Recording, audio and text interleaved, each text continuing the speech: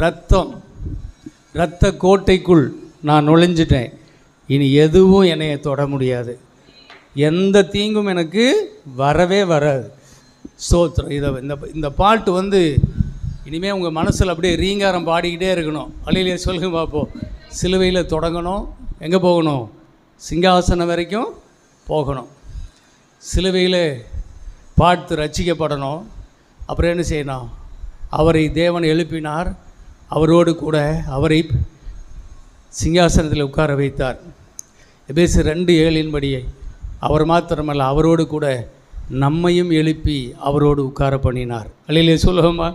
அங்கே வரைக்கும் போகணும். அப்போ அதை உணர்ந்தால் தான், சிங்காசனத்தில் இருந்தால் தான் என்ன செய்ய முடியும்? ராஜா மாதிரி அதிகாரத்தை செயல்படுத்த முடியும். சிங்காசனத்துக்கு கீழே உட்காந்துக்கிட்டு ஆண்டவருடைய சிங்காசனத்தின் காலை பிடிச்சி ஆட்டிக்கிட்டு இருக்கிறதில்ல, அவரோடு உட்கார்ந்து ஆளுகை செய்வது சபை. அல்லேலூயா சொல்லுவோமா? இப்போவும் இரத்தத்தை பற்றி நான் பேசும்போது, இரத்தத்தை குறித்து, அதாவது சிலுவை இல்லாமல் நமக்கு ரட்சிப்பு இல்லை. சிலுவை தான் நமக்கு ரொம்ப முக்கியம், அதுதான் நமக்கு அடிப்படை. சிலுவையிலிருந்து இயேசு சிந்தின இரத்தம் நம்மை எப்படி ரட்சிக்கிறது, அதை நம்ம பார்க்கணும்.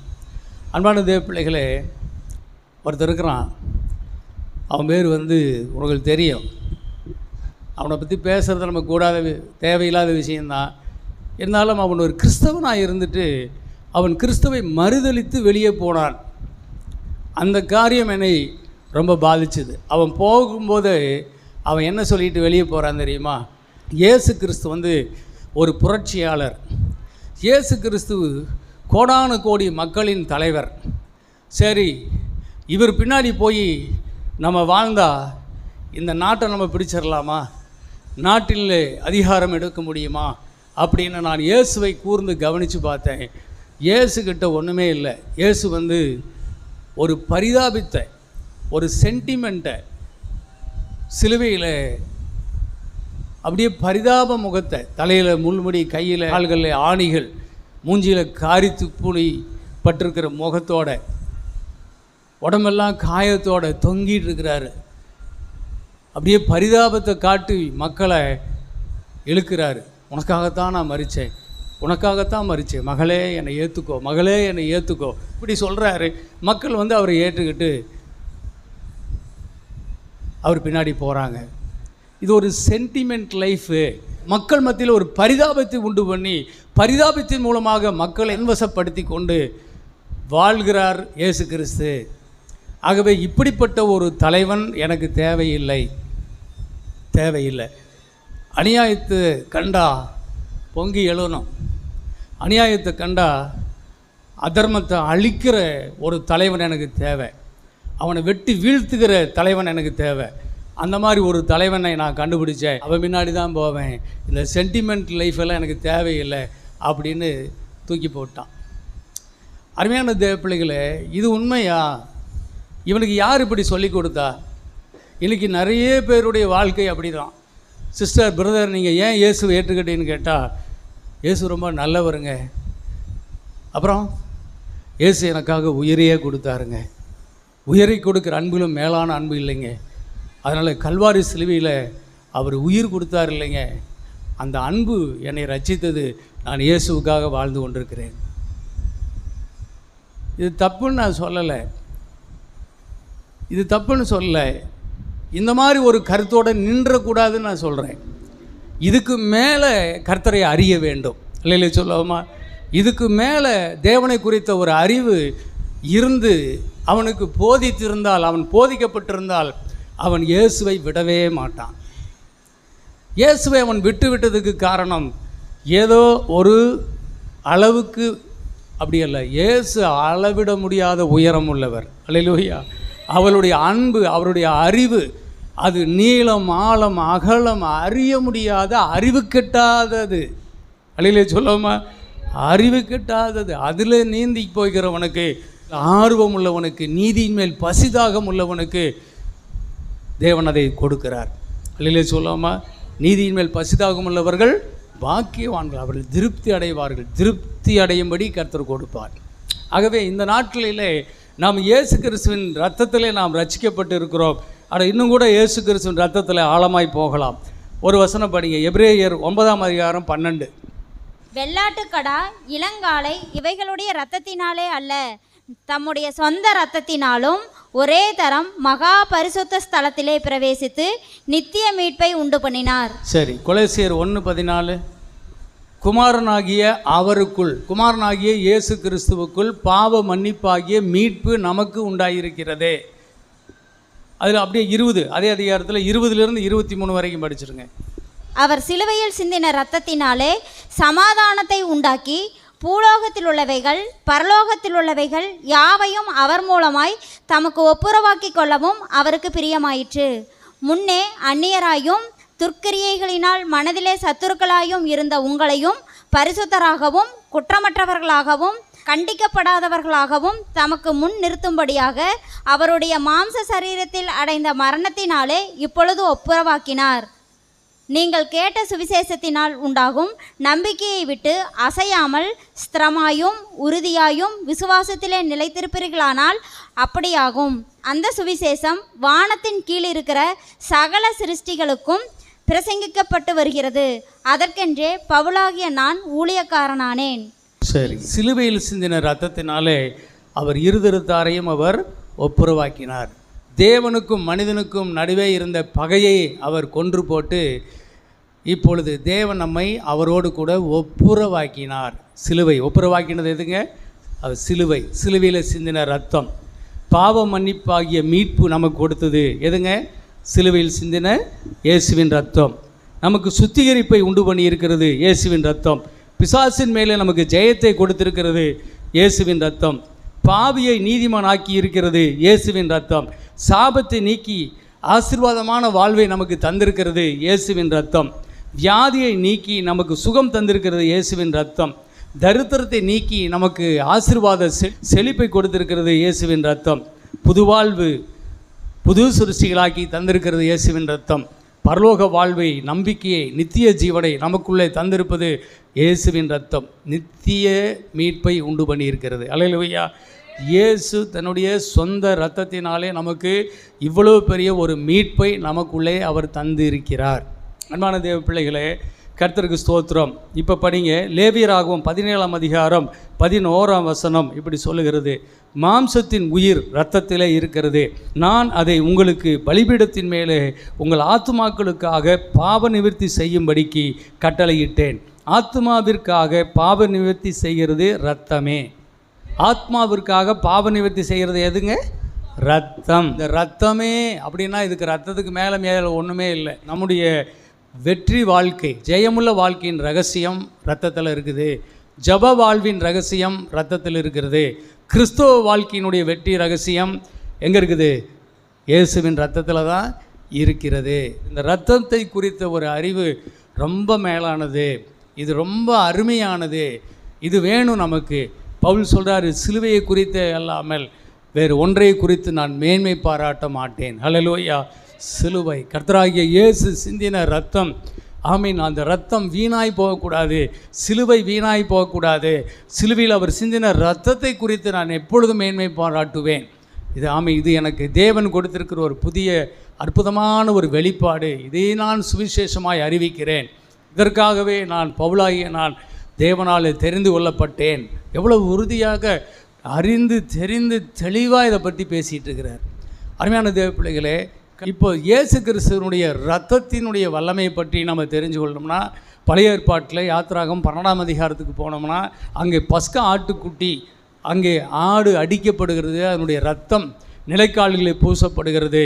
அப்படி பூசப்பட்ட வீடுகள் எல்லாம் சங்கார தூதன் அந்த வீட்டை தொடாதபடிக்கு, எகிப்து தேசம் முழுவதுமாக தலைச்சன்பிள்ளை சங்காரம் நடந்து கொண்டு இருக்கும்படியான நேரம் வந்தது.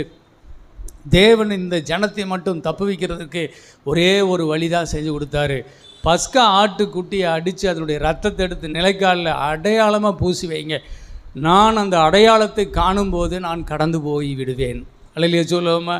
ரத்தம் பூசப்படாத வீடுகளில் எல்லாம் சாவு இருக்காமல் போகாது. எல்லா வீட்லேயும் சாவு இருக்கும். ஆகவே ஒரு மிகப்பெரிய ஒரு பயங்கரம் நடந்தது. ஒரு மிகப்பெரிய ஒரு பாதுகாப்பு ஒரு பக்கம் இருந்தது. எங்கே இருந்துச்சு? ரத்தம் பூசப்பட்ட வீடுகளில் மட்டும் பாதுகாப்பு இருந்தது. ரத்தம் பூசப்படாத வீடுகளிலெல்லாம் அழிவு, சாவு இருந்துச்சு. துக்கம், கவலை, கண்ணீர் நிறைந்திருந்தது. அருமையான தேவ பிள்ளைகளே, அப்போது அன்றைக்கு அந்த மீட்பை, அந்த பாதுகாப்பை தேவன் அவர்களுக்கு கொடுத்தார். அவர்களை ரட்சித்தார், அவர்களை வெளியே கொண்டு வந்தார். அவர்களுக்கு பாலும் தேனும் ஓடும் கானான் தேசத்தில் அவர்களை கொண்டு போய் சேர்த்தார். அவர்கள் வனாந்தரத்தில் கூட பலவீனப்பட்டவன் ஒருவனும் இல்லை. சாப்பாடு நல்ல திருப்தியாக கொடுத்தார், அவர்களுக்கு நல்ல தண்ணீர் கொடுத்தார், அவர்களுக்கு நல்ல பலன் கொடுத்தார். தேவன் அவர்களை பாதுகாத்தார், பராமரித்தார். பகலிலே மேகஸ்தம்பம், இரவிலே அக்னி ஸ்தம்பம் போட்டு பாதுகாத்து அவர்களை கானானிலே கொண்டு போய் சேர்த்தார். அல்லேலூயா சொல்லுவோமா? என் சேஷ்ட புத்திரன் அவன் முதல்ல மீட்கப்பட வேண்டும். அதற்கு தேவன் பயன்படுத்தினது ஒரு ஆட்டினுடைய ரத்தம். அந்த இரத்தத்தின் அடிப்படையில் தான் அவனுக்கு இவ்வளவு ஆசீர்வாதத்தையும் கொடுக்கிறார். அல்லேலூயா சொல்லுவோமா? ரத்தம் இல்லைன்னா ஒன்றும் கிடையாது. ரத்தம் சிந்தாவிட்டால் பாவ மன்னிப்பு உண்டாகவே உண்டாகாது. அருமையான தேவ பிள்ளைகளே, 1 கொரிந்தியர் 5ஆம் அதிகாரம் 7ஆம் வசனத்தில் நாம் படிக்கும்போது அங்கே சொல்லியிருக்கிறது, நம்முடைய பஸ்காவாகிய கிறிஸ்து நமக்காக அவர் அடிக்கப்பட்டு இருக்கிறாரே. அந்த வசனத்தை கூட படிங்க. புதிதாய் பிசைந்த மாவாய் இருக்கும்படிக்கு பழைய புளித்த மாவை புறம்பே கழித்து போடுங்கள், ஏனெனில் நம்முடைய பஸ்காவாகிய கிறிஸ்து நமக்காக பலியிடப்பட்டிருக்கிறாரே. சரிங்க. பழைய புளித்த மா, கசப்பு ஆன கீரை, அந்த கர்த்தராகிய இயேசு கிறிஸ்து பஸ்கா ஆட்டுக்குட்டி, அதனுடைய மாமிசம் புசித்தல், இதை பற்றியெல்லாம் நம்ம இனி வர நாட்டில் தெளிவாக நம்ம பார்ப்போம். ஆனால் இங்கே புதிய ஏற்பாட்டில் என்ன சொல்லப்பட்டிருக்கிறது? நம்முடைய பஸ்காவாகிய கிறிஸ்து இங்கே அடிக்கப்பட்டிருக்கிறார். பழைய ஏற்பாட்டிலே ஒரு ஆடு, ஒரு மிருகம் அடிக்கப்படும் போது அந்த மிருகத்தின் இரத்தத்தின் அடிப்படையிலே தேவன் இவ்வளவு மாபெரும் ரட்சிப்பை தம்முடைய ஜனத்துக்கு தருவாரேயானால், கர்த்தராகிய இயேசு கிறிஸ்துவின் இரத்தத்தின் அடிப்படையிலே தேவன் தம்முடைய ஜனத்திற்கு வைத்திருக்கிற ஆசீர்வாதம் அளவிட முடியாதது. ஹல்லேலூயா!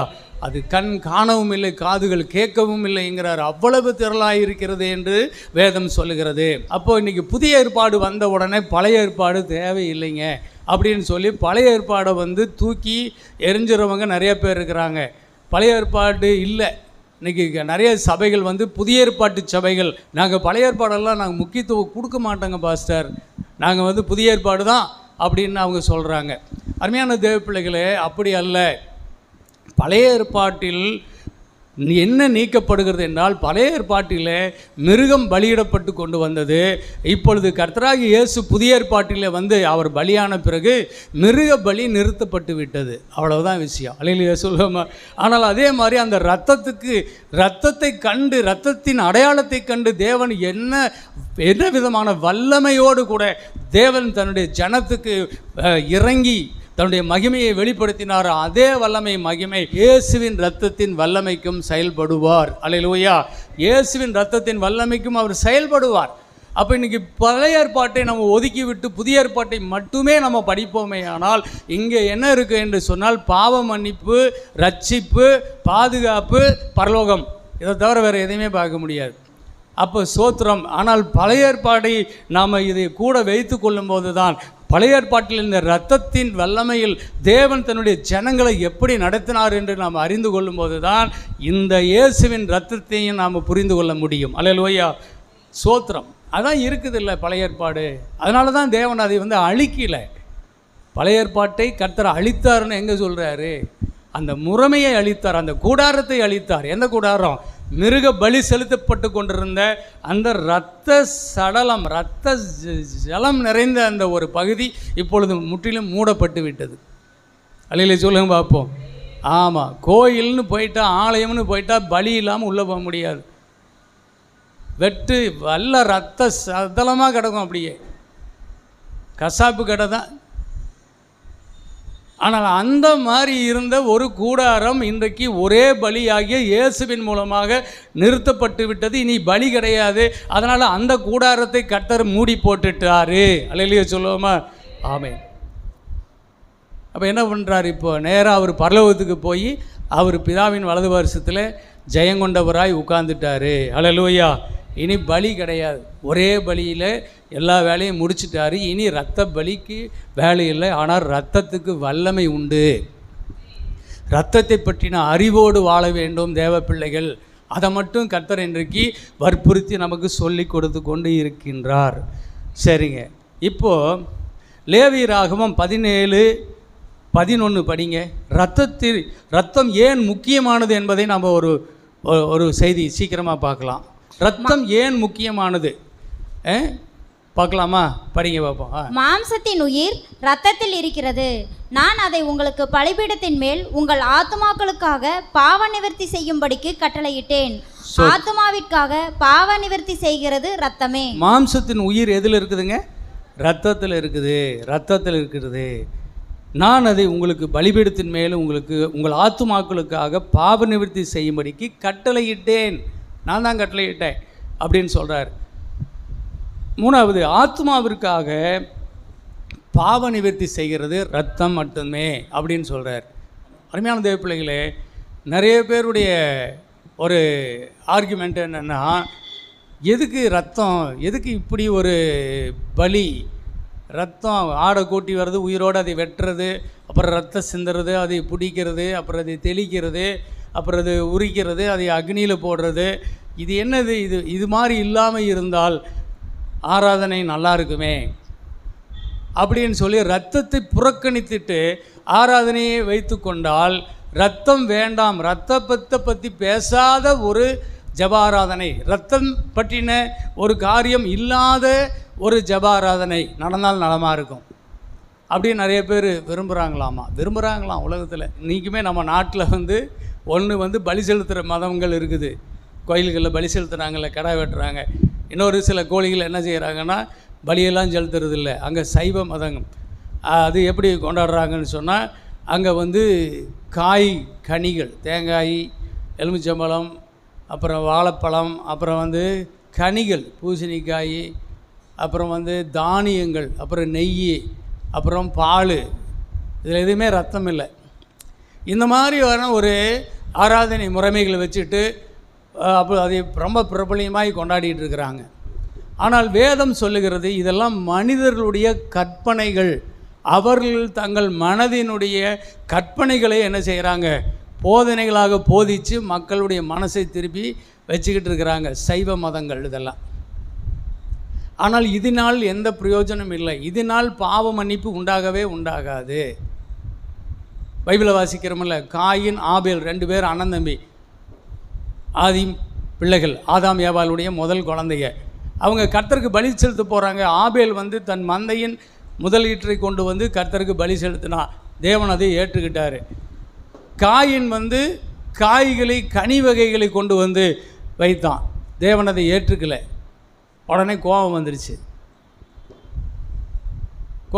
இவனுக்கு நல்லவனு மாதிரி, நான்லாம் அந்த மாதிரி ரத்தமெல்லாம் நான் சிந்த மாட்டேங்க, அதெல்லாம் ரொம்ப கொடூரமாக இருக்குது, அந்த மாதிரி ஒரு பலியை நான் செலுத்தி, கடவுள் கூட அப்படியெல்லாம் விரும்ப மாட்டாருங்க அப்படின்னு சொல்லிட்டு தன் சுய இஷ்டமான ஆராதனைகள் செய்கிறது.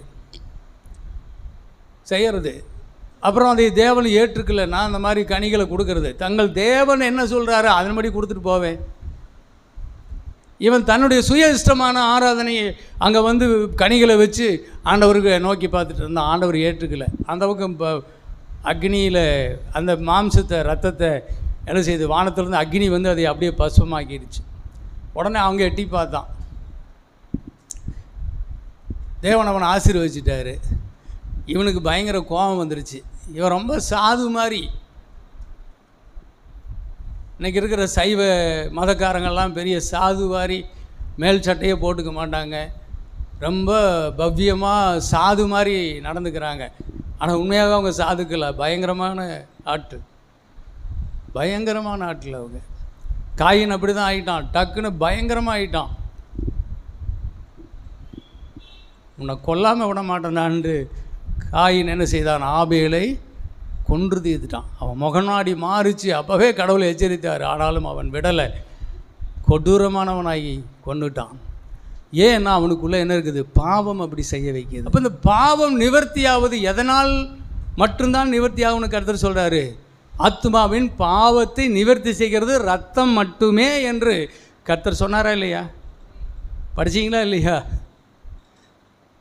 அப்போ நம்ம இஷ்டத்துக்கு ஒன்று செஞ்சுட்டு நான் ரொம்ப நல்லவன் அப்படின்னு சொல்லிட்டு சாது மாதிரி அப்படி அந்த மாதிரியெல்லாம் நான் கொடூரமான இதெல்லாம் நான் செய்ய மாட்டேங்க அப்படின்னு சொல்லிட்டு எல்லாம் பண்ணினா அது கர்த்தர் என்ன செய்யலை, ஏற்றுக்கொள்ளவில்லை. ஏனென்றால் அதில் பாவ நிவாரணம் வைக்கப்படவில்லை. இல்லையில சொல்லுங்க பார்ப்போம், ஏன் வைக்கல, என்ன ஏதெல்லாம் இப்போ நான் சொல்ல போகிறேன். இதை புரிஞ்சுக்குங்க, இதை புரிஞ்சுக்கொள்ளுங்க. கர்த்தருக்கு ஸ்தோத்திரம். அது வடிவமைக்கப்பட்டிருக்கிறது. ஏன்னு கேட்டிங்கன்னா, அப்படி தான் இந்த பாவத்தை பரிவகிக்கிறது ரத்தம் அப்படிங்கிறது வந்து தேவன் அதை வடிவமைச்சிருக்கிறார், அவர் உண்டாக்குனார். அப்படி ஒரு கார் மெக்கானிக், ஒரு காரை உண்டாக்குனவர் ஒரு டீசல் இன்ஜின் வச்சு ஒருத்தர் உண்டாக்கிட்டார், இன்னொருத்தர் பெட்ரோலை வச்சு உண்டாக்கிட்டார். பெட்ரோல் இன்ஜினில் பெட்ரோலை ஊற்றினா தான் ஓடுங்க, டீசல் இன்ஜினில் டீசல் ஊற்றினா தான் ஓடுங்க. பெட்ரோல் இன்ஜினில் போய் டீசலை ஊற்றிட்டு ஓடுன்னா எப்படி ஓடும்? அப்படி ஓடாது. அப்படி ஓடும்படி அது வடிவமைக்கப்படவில்லை. அல்லேலூயா சொல்லுவோமா? தேவன் விரும்பாத, தேவன் சொல்லாத ஒரு ஆராதனை முறைகளை நாம் கையாண்டால் அது அங்கீகரிக்கப்படவே படாது. அதான் விஷயம். ரத்தம்தான், மாம்சத்தின் உயிர் எங்கே இருக்குதுங்க? ரத்தத்தில் தான் இருக்குது. அதை வந்து தேவன் தான் பலிபீடத்தின் மேலே அவர் கட்டளையிட்டிருக்கிறார். ஆத்மாவின் ரட்சிப்புக்காக பாவ நிவர்த்தி செய்கிறது ரத்தமே, ரத்தம் மட்டும்தான். அப்போ இந்த பூமியில் பிறந்திருக்கிற ஒவ்வொரு மனிதனுக்கும், ஒவ்வொரு மனுஷிக்கும் பாவ நிவாரணம் என்ன ஒன்று வேணும்னா உனக்கு ரத்தம் மட்டும்தான் வேணும். அல்லேலூயா சொல்லுவோமா? ரத்தம் மட்டும்தான் வேணும். எந்த ரத்தம்? பாவ நிவர்த்தி செய்யும்படி தேவன் பலிபீடத்திலே கட்டளையிட்டிருக்கிற ரத்தம் என்ன ரத்தமோ அந்த ரத்தம் வேணும். அந்த ரத்தம் தான் இயேசு கிறிஸ்துவின் ரத்தம். அவரால் இல்லாமல் ஒருவராலும் ரட்சிப்பு இல்லை. வானத்தின் கீழ் பூமியிலே நான் ரட்சிக்கப்படுவதற்கு அவரை இல்லாமல் வேறு ஒன்றும் நமக்கு கட்டளையிடப்படவில்லை. அதை நம்ம புரிந்து கொள்ளுங்கள். அல்லேலூயா சொல்லுவோமா? சோத்திரம். பழைய ஏற்பாட்டில் லேவியராகவம் 4ஆம் அதிகாரத்தில் படிக்கும்போது, ஆசாரியன் பாவம் செஞ்சால் அவன் ஒரு காளமாட்டை கொண்டு வந்து பலி செலுத்தணும். ஒரு ஜனத்தின் தலைவன் பிரபு பாவம் செஞ்சால் அவன் ஆட்டுக்கடாவை கொண்டு வந்து பலி செலுத்தணும். சாதாரண ஒரு மனுஷியோ பாவம் செஞ்சால் அவங்க ஆட்டுக்குட்டியை கொண்டு வந்து பலி செலுத்தணும். ஏன்னா அந்த ரேஞ்சுக்கு அப்படி தான். ஒரு தலைவன், ஒரு ஆசாரியன் பாவம் செய்யக்கூடாது. அது மக்கள் இடறிடுவாங்க. அதுக்கான பெரிய பலி, விலைக்கரையும் கொடுக்கணும். பிரபு தலைவன் பாவம் செஞ்சால் அது ஒரு விலைக்கிரயத்தை கொடுக்கணும். ஆசாரியன் தான் ஜனத்தில் எல்லாவரையும் பெரியவன், அதனால் காளை கொடுக்கணும். தலைவன் கடாவை கொடுக்கணும். சாதாரண மனிதன் ஆட்டுக்குட்டியை கொடுக்கணும். அல்லேலூயா சொல்லுவோமா? தேவன் இப்படியெல்லாம் வைத்திருக்க. ரத்தம் இல்லாமல் ஒருவனும் பரிசுத்தமாகும், ரத்தம் இல்லாமல் ஒருவனும் தேவனுடைய சமூகத்தில் வர முடியாது. ரத்தம் சிந்து இல்லாமல் ஒருவனுக்கும் பாவ மன்னிப்பு கிடையாது. அல்லேலூயா சொல்லிடுவோமா? சரிங்க. சரி, இப்போ பொழுது மனிதனுடைய ரத்தம் எங்கிருந்து இருந்துச்சு, மனிதனுக்குள்ளே எப்படி ரத்தம் வந்துச்சு அப்படிங்கிறத பார்க்கலாமா? ஆதியாகமம் 2ஆம் அதிகாரம் 7ஆம் வசனத்தை வாசிங்க. ஆதியாகமம் 2:7. தேவனாகிய கர்த்தர் மனுஷனை பூமியின் மண்ணினாலே உருவாக்கி ஜீவ சுவாசத்தை அவன் நாசியிலே ஊதினார், மனுஷன் ஜீவாத்துமாவானான். சரிங்க. அன்பான தேவ பிள்ளைகளே, மனிதனை தேவன் உண்டாக்கும்போது அவர் என்ன பண்ணினார்? முதல்ல வந்து பூமியின் மண்ணை எடுத்து ஒரு மனிதனை வடிவமைச்சார். ஒரு மனித பொம்மை உருவாக்கினார், மனிதனை செய்தார். தன்னை போல தன்னுடைய சாயலின்படி, தன் ரூபத்தின்படி மனிதனை உண்டாக்குவோம் என்று சொன்னார்ல. இப்பொழுது ஒரு பொம்மையை உருவாக்குறார். அப்படியே படுத்து கிடக்குது. பொம்மை என்ன பண்ணும்? கை இருந்தும் தொடாது, கால் இருந்தும் நடக்காது, கண் இருந்தும் காணாது, மூக்கு இருந்தும் சுவாசிக்காது, அப்படியே படுத்து கிடக்குது. அவ்வளோதான். ஆனால் தேவனாய கர்த்தர் அவருடைய நாசியின் சுவாசத்தை, ஜீவ சுவாசத்தை அவனுடைய நாசியிலே ஊதினார். அப்பொழுது அவன் ஜீவ ஆத்மா ஆனான். மனித அந்த உருவுக்குள்ளே ஊதின பொழுது அந்த மண்ணுக்குள்ளே 2 உள்ளே வந்துச்சு. ஒன்று வந்து ரத்தம் போச்சு, இன்னொன்று என்ன வந்துச்சு? ஆமாம், ரத்தம்தான் உயிர்.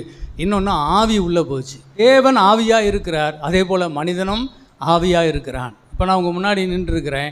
தேவன் உண்டாக்கின இந்த மண்ணான மனுஷன், இந்த உயிர் போயிடுச்சுன்னா அந்த மண்ணான மனுஷன், மண்ணானது மண்ணுக்கு போய்விடும். அந்த சரீரத்தை தான் நீங்கள் பார்த்துட்ருக்கிறீங்க. ஆனால் எனக்குள்ள தேவன் தந்த ஆவி மனிதன் இருக்கிறான். அந்த மனிதன் தான் இந்த கண்ணு வழியாக உங்களை பார்த்துட்ருக்கிறேன். இப்போ அல்லேலூயா சொல்லுவோமா? அது மாதிரி தான் நீங்களும் என்ன செய்கிறீங்க? மண்ணான சரீரத்துக்குள்ளே உட்காந்துக்கிட்டு உள்ளுக்கு இருக்கிற தேவன் கொடுத்த ஆவி அதுதான் மனிதனுக்கு தேவன் கொடுத்த ஆவி.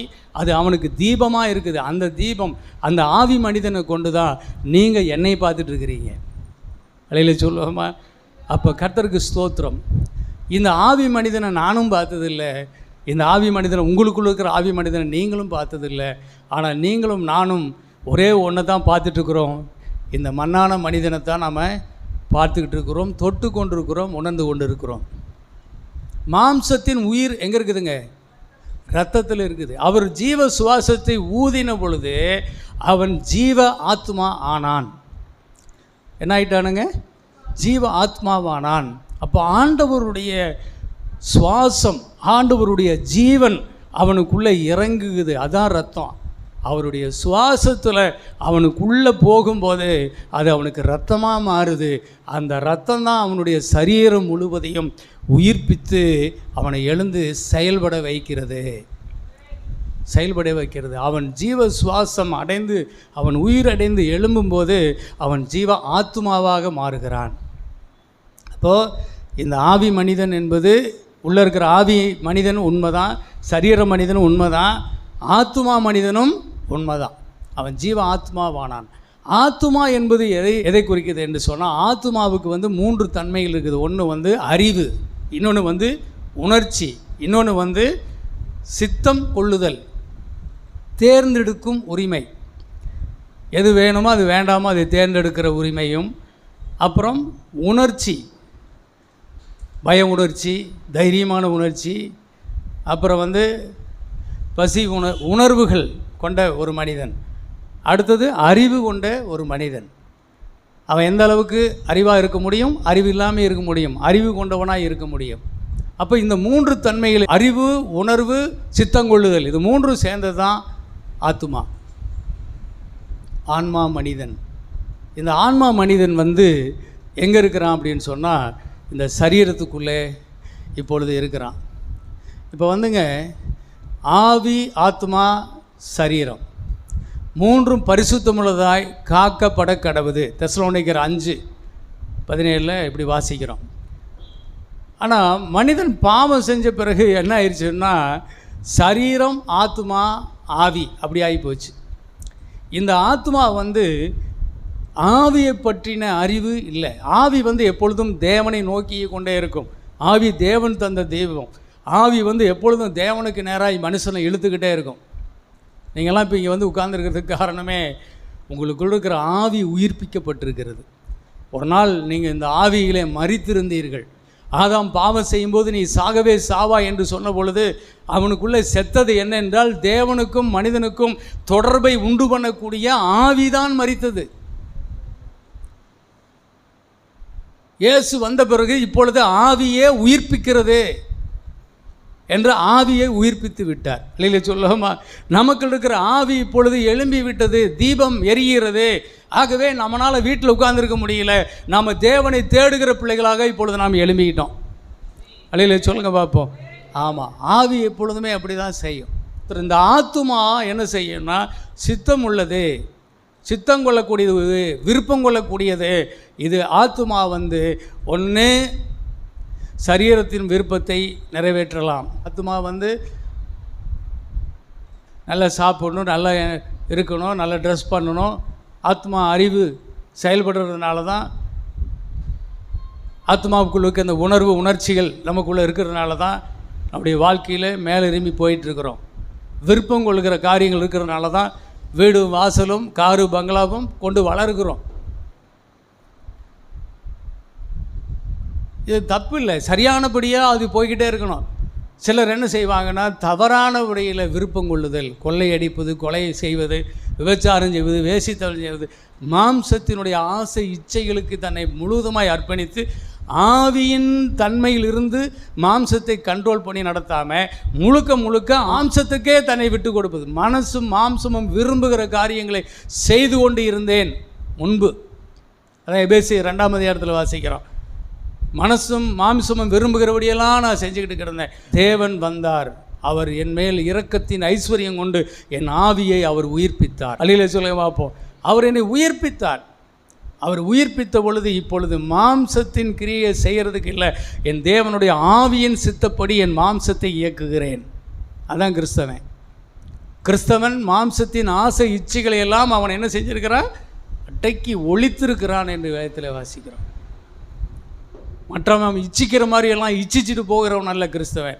கிறிஸ்தவன் தங்கள் மாம்சத்தையும் அதன் ஆசை இச்சைகளையும் அடக்கிட்டு ஆவியில் எழும்பப்பட்டு தன் ஆத்மாவையும் ஆவியையும் இணைத்து கொண்டு ஆத்மாவும் ஆவியும் சேர்ந்து தான் இன்றைக்கு சரீரத்தை கண்ட்ரோல் பண்ணுகிறது. இன்றைக்கி அதுதான் இன்றைக்கு ஜெயம், தேவ பிள்ளைகளுக்கான ஜெயமுள்ள வாழ்க்கை. மற்ற மக்கள் செய்ய முடியாத, மற்ற மக்களுக்கு முடியாத ஒரு காரியம் தேவன் இன்றைக்கு நமக்கு தந்திருக்கிறார். எப்படி நடக்கிறது என்றால், தேவன் பாவ நிவாரண பலியாக பலிபீடத்தில் தந்த இயேசு கிறிஸ்துவின் ரத்தம் இன்னைக்கு நம்மை கழுவி சுத்திகரித்திருக்கிறது. நமக்குள்ளே செத்து போன ஆவியை உயிர்ப்பித்து ஜீவனுள்ள மனிதனாக மாற்றிவிட்டது.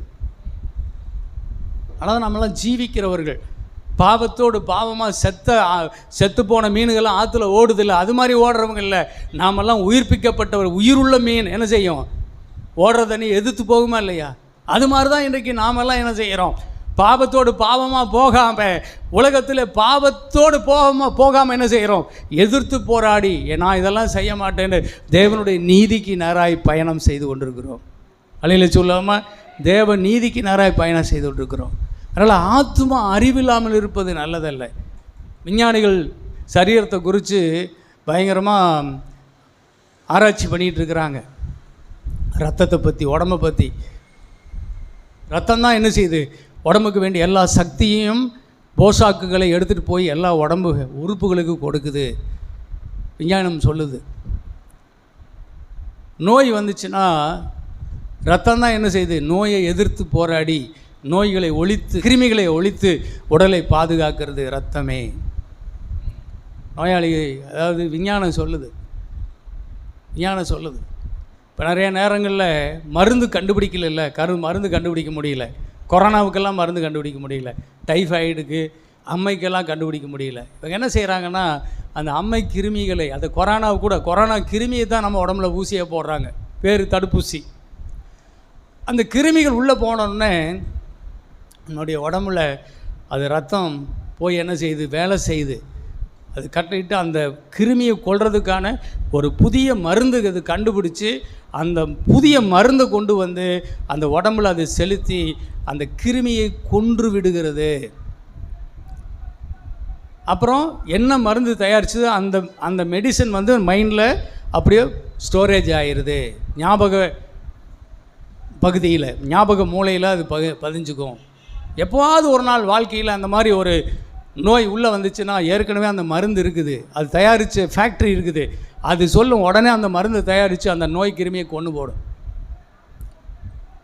உலகத்தில் விஞ்ஞானிகள் ஆச்சரியப்படுறாங்க, அவன் ஏதோ மருந்து கண்டுபிடிச்சி கொடுக்குறானா, அதை விட. அதனால தான் சொல்கிறேன், எந்த மாத்திரை சாப்பிடாமல் இருந்தாலும் ஒரு மனிதனுடைய நோய் சரியாகிவிடும். இல்லையா சொல்லாமா? சரியாயிரும். ஏன்னா அந்த மாதிரி தன்மையில் தான் மனிதனுக்குள்ளே தேவன் உண்டாக்கின தேவனுடைய ரத்தம் நமக்குள்ளே நம்மை வாழ வைத்து கொண்டிருக்கிறது. இன்றைக்கி இதை பறந்துட்டு மனுஷன் என்ன செய்கிறான்? மருந்துக்கே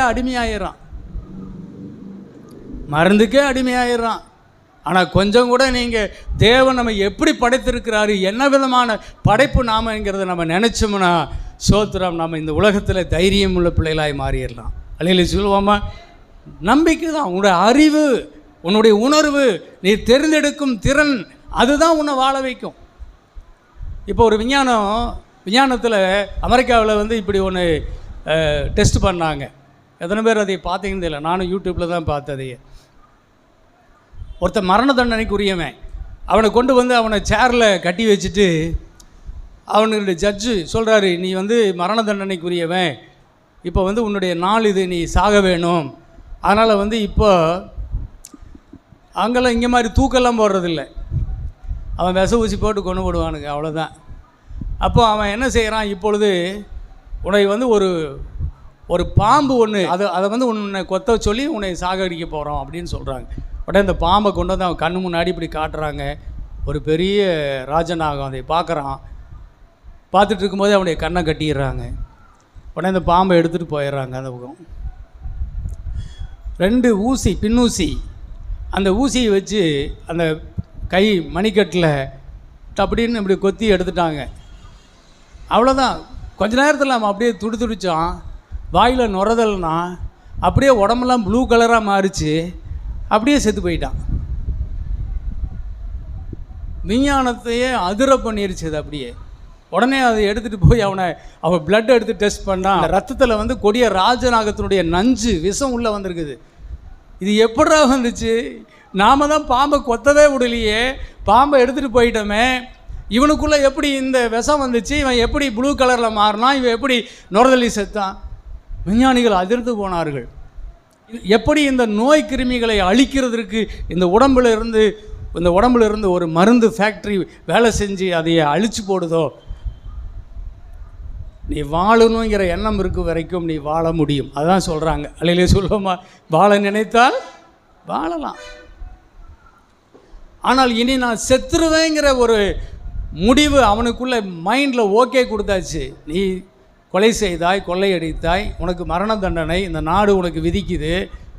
ஓகே ஓகே ஓகே அதெல்லாம் ஓகே சொல்லி ஏற்றுக்குச்சு. அது அவன் அறிவு ஏற்றுக்குச்சு, அவனுடைய உணர்ச்சி ஏற்றுக்குச்சு, அவன் தெரிந்தெடுக்குதல். ஆமாம், நான் செஞ்ச ஒரு தவறுக்கான தண்டனை மரணம், ஓகே ஓகே எடுத்துக்கிச்சு.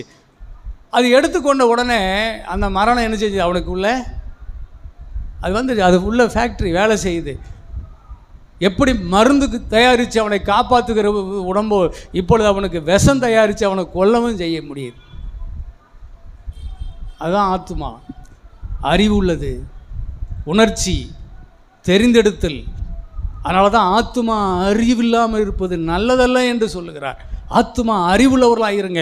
மனுஷன் உலகம் முழுவதையும் ஆதாயம் பண்ணினாலும் ஆத்மாவை கெடுத்து கொண்டால் அவனுக்கு என்ன லாபம்? அதனால் ஆத்மா ரட்சிப்பு அருமையானது என்று எழுதியிருக்கிறது. ஆத்மா வாழணும். ஆத்மா வாழ்கிறது போல நீ எல்லாவற்றிலும் வாழ்ந்து சுகமாக இருக்கணும். அதனால தான் இந்த அறிவு சம்பந்தமான, இந்த உணர்வு சம்பந்தமான, இந்த தெரிந்தெடுத்தல் சம்பந்தமான விஷயத்தை குறித்து வேதம் நமக்கு போதிக்கிறது. வேதம் நமக்கு போதிக்கிறது. அருமையான தேவ பிள்ளைகளே, இன்னொரு சம்பவம் நடந்துச்சு. அமெரிக்காவில் யுத்த களத்தில் இராணுவத்தில் இருக்கிறவங்கெல்லாம் ஒரு திடீர்னு ஒரு விஷ கிருமி தாக்கி நுரதள்ளி அப்படியே சாகிறாங்க. அப்படியே நுரதள்ளும்போது அந்த நுரைக்குள்ளேருந்து அந்த கிருமிகள் வெளியே வருது. அது யாரும் மேலேயாவது பட்டுச்சுன்னா உடனே அவங்க உடம்புக்குள்ளே போயிடுது. கொஞ்ச நேரத்தில் அவங்களையும் கொன்னுருது. ஆகவே பயங்கர கொள்ளை நோய் பரவிட்டு இருக்குது. இராணுவத்தில் அநேக மக்கள் செத்துட்டு இருக்கிறாங்க. உடனே அது இராணுவத்தில் கூடிய ஒரு டாக்டர் இருக்கிறார், நல்ல விசுவாசம் உள்ள ஒரு தேவ மனுஷன். அவருக்கு பொறுப்பு கொடுக்குறாங்க. அவர் உடனே அந்த தன்னுடைய டீமை திரட்டிட்டு போய் அந்த மக்களுக்கு சேவை செய்கிறார்.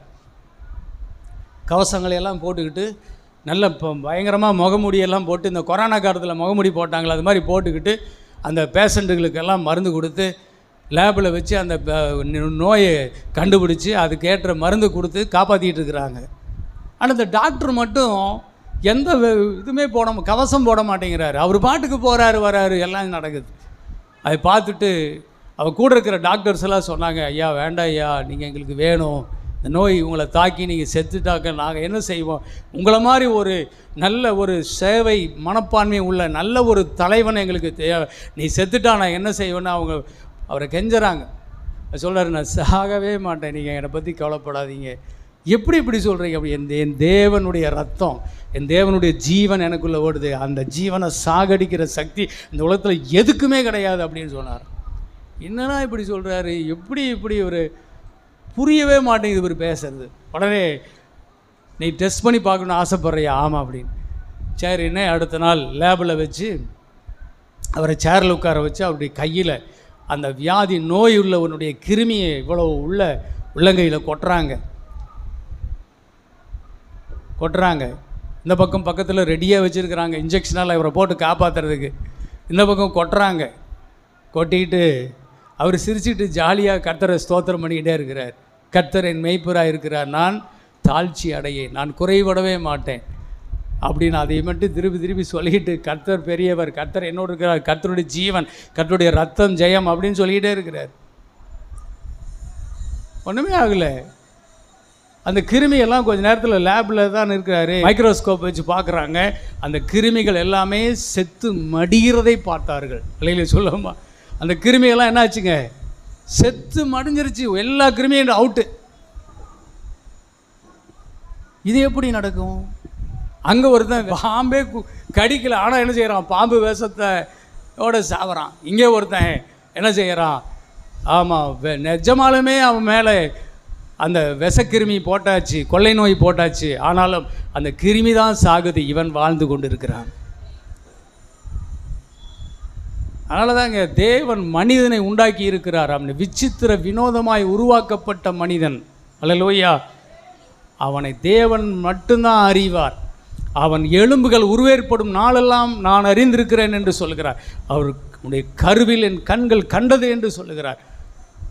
அவன் பூமியின் தாழ்விடத்தில் விசித்திரமான வினோதமாய் நீ உருவாக்கப்பட்டாய், நான் தான் உன்னை உருவாக்கினேன், என் கண்கள் காண காண நீ உருவாக்கப்பட்டாய் என்று சொல்லுகிறார். அவருக்கு தெரியுங்க. அதான் சொல்கிறார், என்னை எல்லாம் உனக்கு ஒன்றுமே நடக்காது, உன் தலையில் இருக்கிற ஒரு முடி கூட விழாது, நானே கர்த்தர், உன்னை பாதுகாக்கிற தேவன் நானே. மாம்சத்தினுடைய உயிர் ரத்தத்தில் இருக்குது. அந்த ரத்தம் அது யாருடைய ரத்தம்? ஆதாம் ஏவாளுக்குள்ளே இருந்த ரத்தம் யாருடைய ரத்தம்? அது தேவனுடைய ரத்தம். அல்லேலூயா சொல்லலாமா? தேவனே தன்னுடைய சொந்த சுய ரத்தத்தை ஆதாமுக்குள்ளே செலுத்தி அவனை ஜீவ ஆத்மாவாக்கி அவனை எழுப்பி நிறுத்தினார். அந்த ஆதாமுக்குள்ளே வந்த, அந்த ஏவாளுக்குள்ளே வந்த ரத்தம் அது நேரடியாக தேவன் தந்த ரத்தம். இன்னைக்கு சொல்கிறோம், இன்னைக்கு உடைக்கிற இன்னைக்கு ஒரு உண்மையான சத்தியம் எவனுமே இதை சொல்லதே கிடையாது. இந்த ரத்தம் தேவனால் உண்டானது. அதனால தான் இந்த ரத்தத்துக்கு அவ்வளவு சக்தி இருக்கிறது. அது தேவனை சுமந்து கொண்டு இருக்கிறது. சரீரத்தை சுமந்து கொண்டு இருப்பது இந்த தேவனுடைய ஜீவ ரத்தம். நல்லா புரிஞ்சுங்க, தேவனுடைய ஜீவ ரத்தம் தான் இந்த சரீரத்தை சுமந்துட்டு இன்றைக்கி நான் நிற்கிறதே. அதனால தான் இந்த ரத்தம் மட்டும் வெளியே போயிடுச்சுன்னு சொன்னால் அப்படியே பொத்துன்னு விழுந்துருவேன். மறுபடியும் மீண்டும் பொம்மை தான். அதனால தான் ரத்தம் போகுதுன்னா உடனே என்ன செய்கிறாங்க, ஐயோ சீக்கிரமாக ரத்தம் போகுதுயா, சீக்கிரமாக ரத்தத்தை நிறுத்துங்கிறாங்க. அந்த ரத்தத்தை நிறுத்துறதுக்கும் உள்ள மைண்டில் ஒரு மெக்கானிக்கல் மைக்ரோபயாலஜி மெக்கானிக்கலை கர்த்தர் உள்ளே வச்சுருக்கிறார், மெக்கானிக்கல் சிஸ்டம். உடனே கேட்டுன்னு ஒரு திரவத்தை, ஒரு மெடிசன் அது சுரந்து அந்த இடத்துக்கு சர்ன்னு அடிக்குது, பீச்சி அடிக்குது, அங்கே வருது. அங்கே வந்து அந்த தண்ணி ஜலமாக மாறி ரத்தம் வெளியே போக விடாமல் உடனே அது கிளாட் பண்ணுது. அவ்வளவு அற்புதமாக தேவன் மனிதனை படைத்திருக்கிறார். இல்லையில சொல்லுங்க பார்ப்போம். உங்களுடைய படைப்பாளி கர்த்தருங்க. நீங்கள் எங்கே பார்த்துட்ருக்கிறீங்க? யாரை பார்த்துட்ருக்கிறீங்க? உடம்புல ஒரு பிரச்சனைன்னு சொன்னால் யாரை தேடி போயிட்டுருக்கிறீங்க? கர்த்தரை தேடுங்கள். இல்லையில சொல்லுங்க பார்ப்போம். நீங்கள் கர்த்தரை தேடுங்க. படைத்தவர்கிட்ட வாங்க. காசு எடுத்துகிட்டு உடனே டாக்டர்கிட்ட ஓடுறது. கர்த்தருக்கு முன்னாடி நில்லுங்க. உங்களால் முடியலையா? வேதம் சொல்லுறது, உங்கள் சபையின் மூப்பர்களை அலையுங்க, அவர்கள் வந்து உங்களுக்காக ஜெபிக்கட்டும். அந்த நேரத்தில் உங்களுக்கு விசுவாசம் கொள்ள முடியலையா, உங்களுக்கு அவர்களுக்குள்ளே இருக்கிற விசுவாசத்தை உங்களுக்கு உள்ள தள்ளட்டும், அவர்கள் வரட்டும், உங்களுக்காக ஜெபிக்கட்டும். அப்பொழுது விசுவாசமுள்ள ஜெபம் பிணியாளியை ரட்சிக்கும். கர்த்தரவனை எழுப்புவார். எப்படியாவது உனக்கு தேவை. இந்த துக்க நேரத்தில், மரண நேரத்தில், இந்த கஷ்ட நேரத்தில், நீ சோர்ந்து போகும் நேரங்களில், இந்த பயமும் திகழும் பிடிச்சு உன்னை ஆட்டுகிற நேரத்தில், நீ அதவிதமான சித்தத்தில் உன்னை கொண்டு போய் கொண்டிருக்கிற நேரத்தில் மீட்டு எடுக்க ஒரு விசுவாசம் தேவை. விசுவாசமுள்ள ஊழியன் தேவை. விசுவாசமுள்ள சபை தேவை. விசுவாசம் உள்ள ஒரு ஜெபம் தேவை. விசுவாசமுள்ள வார்த்தைகள் தேவை. அல்லேலூயா சொல்லுவோமா? வார்த்தைகள் தேவை. அதனால தான் மனிதனே, நீ உண்டாக்கப்பட்ட விதத்தை பார்த்துக்கோ. நீ எப்படி வாழணும், தப்பி பிழைச்சி வாழணும், இதையெல்லாம் நீ தெரிஞ்சுக்கோ. அடுத்தது இயேசு கிறிஸ்து. இவருக்குள்ளே இருக்கிற ரத்தம் எப்படிப்பட்டது? இவருக்குள்ளே ரத்தம் எப்படி வந்துச்சு? இயேசு யார்? அன்பான தேவ பிள்ளைகளே, யோவான் எழுதின சுவிசேஷம் 1ஆம் அதிகாரம் 1-4 படிச்சிங்கன்னா, ஆதியிலே வார்த்தை இருந்தது, அந்த வார்த்தை தேவனிடத்தில் இருந்தது, அந்த வார்த்தையே தேவனாய் இருந்தது, அவருக்குள் ஜீவன் இருந்தது, அந்த ஜீவன் மனுஷருக்கு ஒளியாக இருந்தது. 14ஆம் வசனத்தில் அப்படியே கீழே வந்தீங்கன்னா, அந்த வார்த்தை மாமிசமானது. படிச்சிருங்க. அந்த வார்த்தை மாம்சமாகி கிருபையினாலும் சத்தியத்தினாலும் நிறைந்தவராய் நமக்குள்ளே வாசம் பண்ணினார். அவருடைய மகிமையை கண்டோம். அது பிதாவுக்கு ஒரே பேரானவருடைய மகிமைக்கு ஏற்ற மகிமையாகவே இருந்தது. அந்த வார்த்தை தான் மாம்சமாச்சு. மாம்சம்னா என்னது? சரீரமாச்சு. சரீரமாச்சு. புத்தக சுருளில் என்னை குறித்து எழுதியிருக்கிறது, நீர் பலியையும் காணிக்கையும் விரும்பவில்லை, காணிக்கையும் பலியும் ஒளிய பண்ணிட்டாரு. அப்போ எதுக்கு உங்கள் பாஸ்டர் காணிக்கை கேட்டுட்டு இருக்கிறாரு? அடப்பாவி, இது குற்ற நிவாரண பலி காணிக்கை, குற்ற நிவாரணத்துக்கான பலி. இது ரெண்டையும் ஒளிய பண்ணிட்டார். ஏன்னா அவர் காணிக்கையாக பலியாக கொடுத்தாருன்னு எழுதியிருக்குது. தசமபாக காணிக்கைகள் வேற. பாவம் ஒளிஞ்சிருச்சுன்னா பாவத்துக்கான பலி வேறொரு பலி இல்லையேன்னு தானே சொல்லுது. வேறொரு குற்ற நிவாரணம் காணிக்கையோ குற்ற நிவாரண பலி ரத்தமோ நீ செலுத்த வேண்டியது இல்லைன்னு தானே சொல்லுது. அங்கே தான் சொல்கிறார். போதனைகள் ரொம்ப ஜாக்கிரதை அவசியம். தெளிவான போதனைகள் இருந்தால் தான் விசுவாசி தெளிவாக வாழ முடியும். கொடுங்கள் அப்பொழுது கொடுக்கப்படும், வானத்தின் பலகணிகள் திறந்து இடங்கொள்ளாமல் போக மட்டும்படியான ஆசீர்வாதம் நீ கொடுக்கிற காணிக்கை தசமபாகத்தில் தான் வருது. அதையா வேண்டான்னு சொன்னார்? கர்த்தர் உன்னை ரட்சித்து விட்டார். உனக்கு ஆத்மா ரட்சிப்பு அருமையானது. அவர் தன்னுடைய ஜீவனை இரத்தத்தை கொடுத்து உன்னை ரட்சித்திருக்கிறாரு. இனி கர்த்தருடைய பிரமாணங்கள், அந்த பிரமாணங்கள் கொடுங்கள் அப்பொழுது கொடுக்கப்படும் என்ற விதி, அந்த பிரமாணம் மாற்றப்படவில்லை. பாவம் என்கிற ஒரு விதியை கர்த்தர் அழித்து போட்டார். பாவ பிரமாணம் ஒளிந்தது. பாவம் மரணம் என்கின்ற பிரமாணத்தை அவர் தன்னுடைய சரீரத்திலே அழித்து போட்டார் என்று எழுதியிருக்கிறது. ஆகவே பலியும் காணிக்கையும் அழிந்து விட்டது. இனி குற்ற நிவாரண பலியோ குற்ற நிவாரண காணிக்கையோ இனி அது தேவையில்லை. அதுதான் சொல்கிறாரு, நீ பலியும் காணிக்கை நீ விரும்ப, உனக்கு ஒரு சரீரத்தை ஏற்படுத்தினேன்னு சொன்னீர், இதோ நான் வருகிறேன். புத்தக சுருள் என்னை பற்றி எழுதியிருக்கிறது. அந்த சரீரத்தை எங்கே வச்சுருக்கிறீங்க? இதோ நான் வரேன்னு வராரு. அதான் கன்னிமரியாளுடைய வயிற்றில் இயேசு கருவாய் தோன்றினான். நான் புருஷன் ஏறியேன், இது எப்படி வரும் அப்படின்னு அவள் கேட்ட பொழுதுதான் சொன்னார், உன்னதமானவருடைய பலன் உண்மையில் நிழலிடம், அப்பொழுது உன்னிடத்தில் உண்டாகிறது பரிசுத்தம் உள்ளதாக இருக்கும். பரிசுத்தம் உள்ளது, தேவனுடையது எனப்படும். தேவனுடையது. மாம்சத்தின் உயிர் எதில் இருக்குதுங்க? ரத்தத்தில் இருக்குது. மாம்சத்துக்கு சரீரத்துக்கு வேண்டிய ஜீவனாகிய ரத்தத்தை உன் தேவனாகிய கர்த்தர் நான் அதற்குள்ளே தருகிறேன் என்று இயேசுவுக்குள்ளே தேவனுடைய டைரக்டான ரத்தம் உள்ளே வந்துச்சு. அது பூமியில் இருக்கிற எந்த புருஷனோடாலும் புருஷனுடைய சித்தத்தில் புருஷனுடைய ரத்தத்தில் உருவாகலை, அது தேவனால் உண்டானது என்று எழுதியிருக்கிறது. அதனால தான் ரொம்ப தனித்துவம் வாய்ந்தது இயேசுவின் ரத்தம். இயேசுவின் ரத்தம். அருமையான தேவ பிள்ளைகளே, சபை என்பது என்ன? இந்த ரத்தத்தை குறித்து அப்போஸ்தலர் புஸ்தகம் 20ஆம் அதிகாரம் 28ஆம் வசனத்தை படிங்க. ஆகையால் உங்களை குறித்தும் தேவன் தம்முடைய சுய ரத்தத்தினாலே சம்பாதித்து கொண்ட தமது சபையை மேய்ப்பதற்கு பரிசுத்த ஆவி உங்களை கண்காணிகளாக வைத்த மந்தை முழுவதையும் குறித்தும் எச்சரிக்கையாயிருங்கள். தேவன் தன்னுடைய சுய ரத்தத்தில் சம்பாதித்தது தான் சபை. சபை என்பது ஒரு கட்டடம் அல்ல. இன்றைக்கி சர்ச்சு அப்படியே போய் இப்படியே அண்ணாந்து பார்த்துட்டு அப்பா ஏசி எல்லாம் போட்டிருக்குது, நல்லா ஜம்முன்னு இருக்குது அப்படின்னு போய் உட்காந்துக்கிறது இல்லை. சபையில் சபை என்பது சத்தியம் நிறைந்தது. சபை என்பது இயேசுவின் இரத்தத்தால் சம்பாதித்த இரத்த பந்தங்கள் ஒன்று கூடுகிற இடம்தான் சபை. அல்லேலூயா சொல்லாமல் எல்லாருமே உள்ளே எல்லாம் உட்காந்து போக முடியாதுங்க. இது இயேசு கிறிஸ்து தன்னுடைய சுய ரத்தம், சொந்த ரத்தத்தில் அவர் விலை கொடுத்து சம்பாரித்து வாங்கப்பட்ட பிள்ளைகள் ஒன்று கூடி உட்கார்ந்து தேவனை துதிக்கிற இடம்தான் சபை. 1 ராஜாக்கள் 8ஆம் அதிகாரத்தில் சாலமோன் தேவாலயத்தை கட்டி அதை பிரதிஷ்டை பண்ணுறான். அதை கட்டும்போது $500 மில்லியன் அந்த ஆலயம் கட்டப்பட்டுச்சான். அதாவது இந்திய பணத்தில் 1,60,000 கோடி. வெள்ளி, பொண்ணு, தங்கம், வைரம், வைடூரியம், கோமேதகம் இல்லைங்களா? அப்படியே அத்தனை உலகத்தில் என்னென்ன விலையேறு பெற்ற கற்கள் இருக்குதோ, ரத்தனங்கள் இருக்குதோ, வைரங்கள் இருக்குதோ எல்லாமே சவரில் கூட தங்கத்தையும் கல்லையும் வச்சு அப்படியே சேர்த்தி கட்டின ஒரு மிகப்பெரிய ஒரு கோடீஸ்வர கடவுள் நம்ம ஆண்டவர். அல்லேலூயா சொல்லுவோம். உலகத்திலே நம்ம ஆண்டவர் மாதிரி கோடீஸ்வர கடவுள் இல்லை அப்படிங்கிறத வெளிப்படுத்தத்தான் என்ன செய்யறாங்க. அன்னைக்கு சாலமோன் அவ்வளோ பெரிய ஒரு உன்னதமான தேவனுக்கு, தாவீது அப்படி தேவனை பார்த்தான் பாருங்க, அதே மாதிரியே தேவனுக்கு ஒரு ஆலயத்தை கட்டினான். அதெல்லாம் பெருசு இல்லைங்க. அதை விட பெருசு என்ன தெரியுமா? 8ஆம் அதிகாரம் 63ஆம் வசனத்தில் வாசிக்கும்போது 1,20,000 ஆடுகளை பலியிட்டான், 20,000 காளைகளை பலியிட்டான். அதான் 5ஆம் வசனத்தில் படிக்கும்போது ராஜாவாகிய சாலமோனும் அவனோட கூடின இஸ்ரவேல் சபை அனைத்தும் பெட்டிக்கு முன்பாக நடந்து எண்ணிக்கையும் கணக்கும் இல்லாத திரளான ஆடுகளையும் மாடுகளையும் பலியிட்டார்கள். சரிங்க, எண்ணிக்கைக்கே அடங்க முடியலைங்குது. அவ்வளவு திரளான ஆடுகளையும் மாடுகளையும் பலியிட்டாங்க. ஏங்க? ஆலயத்தில் ரத்தம் தாங்க முக்கியம்.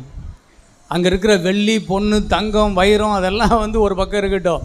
அது எல்லாத்தையும் விட ஒரு மனிதனுடைய ஆத்தும மீட்பு அருமையானது. ஆத்துமாவினுடைய மீட்புக்காக தேவன் வைத்திருக்கிறது ரத்தம் மட்டுமே. ஆத்துமாவை ரட்சிக்க வல்லமை உள்ள ரத்தம் இல்லைன்னா எத்தனை கோடிக்கணக்கான பணத்தில் சர்ச்சு கட்டி இருந்தாலும் அந்த சர்ச்சு ஒன்றுமே கிடையாது.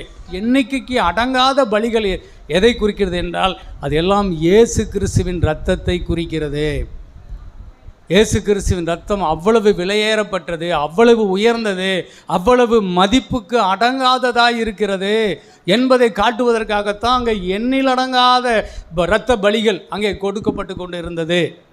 1 பேதுரு 1ஆம் அதிகாரம் 18ஆம் வசனம் 19ஆம் வசனத்தில் படிக்கும்போது, உங்கள் முன்னோர்களால் பாரம்பரியமாய் நீங்கள் அனுசரித்து வந்த வீணான நடத்தை நின்று அழிவுள்ள வஸ்துக்களாகிய வெள்ளியினாலும் பொன்னினாலும் மீட்கப்படாமல் குற்றமில்லாத மாசற்ற ஆட்டுக்குட்டியாகிய கிறிஸ்துவின் விலையேறப்பெற்ற இரத்தத்தினாலே மீட்கப்பட்டீர்கள் என்று அறிந்திருக்கிறீர்களே. அப்போ அங்கே சொல்லுது, காளை இளங்காளை வெள்ளாட்டுக்கடானுடைய இரத்தத்தினால் அல்ல, ஆண்டவராகிய இயேசு கிறிஸ்துவின் சொந்த இரத்தத்தினாலே நித்திய மீட்பை அடையும்படி நீங்கள் மீட்கப்பட்டீர்கள் என்று எழுதியிருக்குது.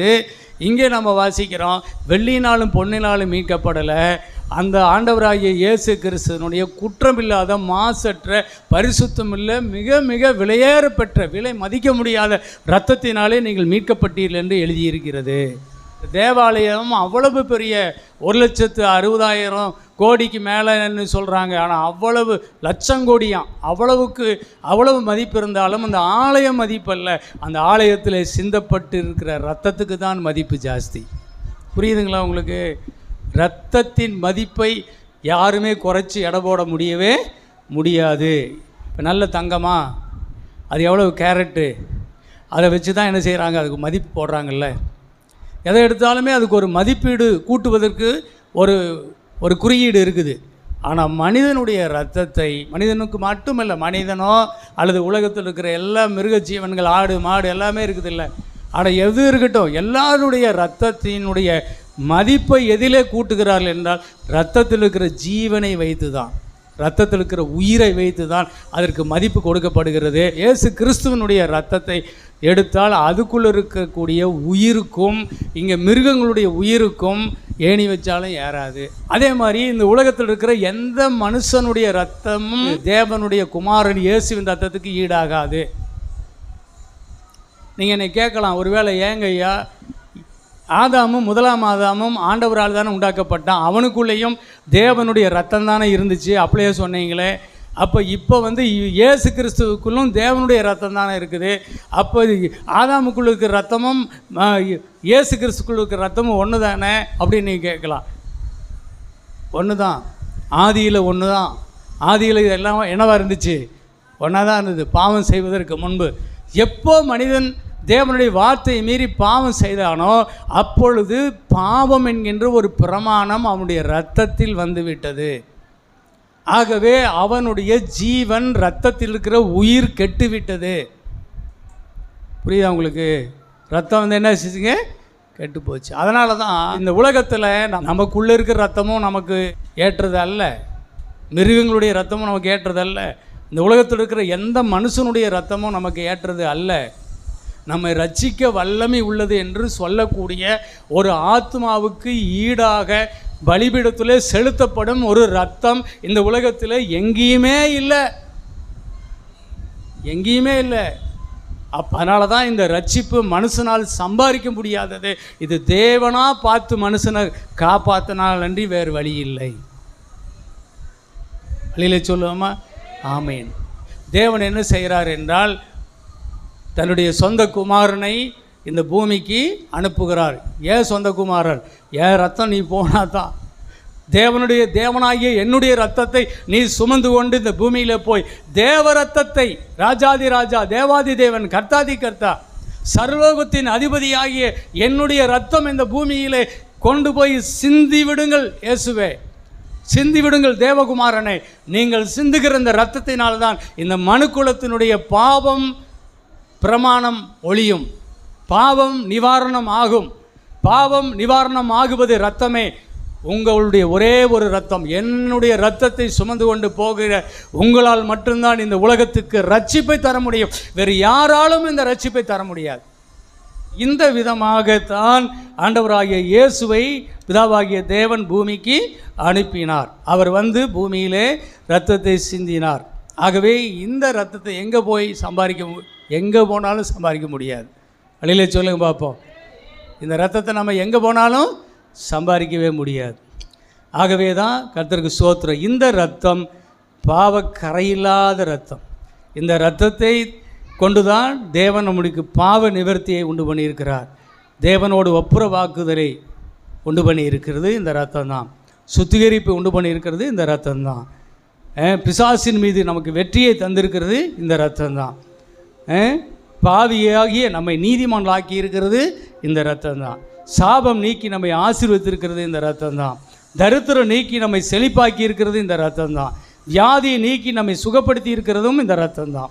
புது சிருஷ்டியாக்கி புது வாழ்வு தந்திருக்கிறதும் இந்த இரத்தம் தான். நித்திய ஜீவனுக்குள்ளே நம்மை வழிநடத்தி செல்ல போகிறதும் இந்த இரத்தம் தான். அல்லேலூயா சொல்லுங்க பார்ப்போம். ஆகவே ஸ்தோத்திரம்.